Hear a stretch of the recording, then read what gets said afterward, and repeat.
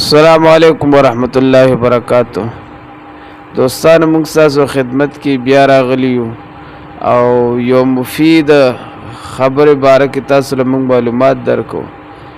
اکثریت خلک وایي چې یاره دا جنات سوځول دا غلطه خبره ده. دا جنات خلک څنګه سوځي، پیریان وغیره خلک څنګه سوځي؟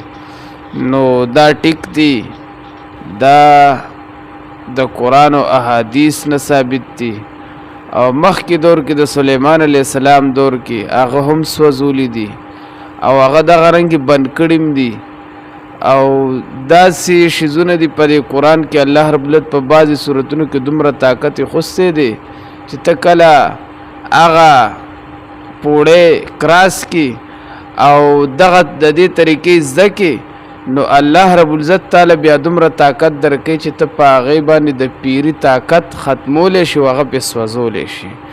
د هر شیز علاج انسان ته الله رب العزت ښودلی دی. نو دا خبره بالکل ثابته ده او حق خبره ده. په سوره جن کې تفسیر کې لاندې لیکلي دي علماو چې پیریان شته دی او پیریان بالکل انسان سوځولی شي. ظاهری موتا ته په نظر نه راځي، ظاهری طاقت د هغې ډېر دی او باطنی طاقت شو نو بیا انسان له الله رب العزت دغه طاقت ډېر ورکړی دی.